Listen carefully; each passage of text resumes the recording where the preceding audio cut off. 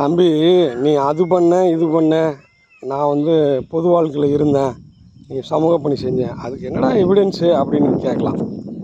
அதெல்லாம் நான் வந்து க்ளீனாக ரெக்கார்ட் பண்ணி வச்சுருக்கேன். எப்படின்னாக்கா, நான் வந்து 3 வருஷம் சமூக பணியில் இருக்கிறப்போ கிட்டத்தட்ட 162 பத்திரிகையில் நம்ம பண்ண நிகழ்வுகள் செய்திகளாக வெளிவந்திருக்கு. 162. ஆராய்ச்சிக்கு நாம் வந்து 250 பத்திரிகையில் வந்து நாம் வந்து நிறைய விஷயங்களை எழுதியிருக்கோம். அது ஆராய்ச்சியில் 250 எழுதினா கூட அதை விட எனக்கு ரொம்ப பாப்புலாரிட்டி எனக்கு வாங்கி கொடுத்தது வந்து என்னுடைய புகழை இமயத்தின் உச்சிக்கு கொண்டு போனது சமூக பணி தான். அதனால் சமூக பணிக்கு எப்போயுமே நான் சல்யூட்டு.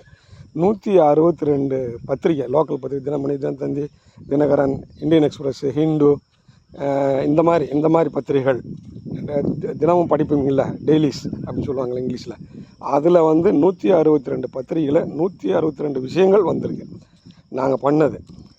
அதனால் இது எல்லாருமே பார்த்துருப்பாங்க, பொதுமக்கள் படிக்க தெரிஞ்ச அத்தனை பேரும் பார்த்துருப்பான். ஒன்று.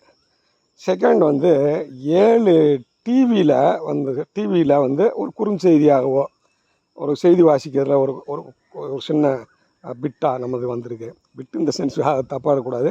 ஒரு சின்ன ஒரு செய்தியிலே ஒரு சின்ன செய்தி, அது மாதிரி நாம் செஞ்சது வந்து நானும் சில இதுக்கு பேட்டி கொடுத்துருக்கேன், சில டிவிக்கு. இப்படியெல்லாம் பண்ணி ஒரு 7 டிவி சேனலில் நம்ம நிகழ்வை வந்து நம்ம ஃபோக்கஸ் பண்ணியிருக்கோம், வெளியே வந்திருக்கு. இதை தவிர்த்து நிறையா நம்ம நேஷ்னல் இன்டர்நேஷ்னல் ப்ரோக்ராம்ஸ், அதெல்லாம் வேற ஒரு காணொலியில் பேசுகிறேன். இப்படி வந்து நம்ம மாணவர்களுக்கு பண்ணியிருக்கோம், பொதுமக்களுக்கு பண்ணியிருக்கோம், இந்த செய்திகள்லாம் வந்திருக்கு.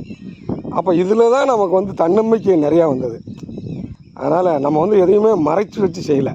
ஏன்னா அடிக்கடி எங்கள் ரீஜனல் டைரக்டர் சொல்லுவார், அதாவது நம்ம அரசாங்கத்தின் பணத்தை நம்ம பயன்படுத்திக்கிட்டு இருக்கோம். அப்போ ஒவ்வொரு ரூபாயுமே ரொம்ப யூஸ்ஃபுல்லு. ஒவ்வொரு ரூபாய்க்கும் கணக்கு கேட்பாங்க.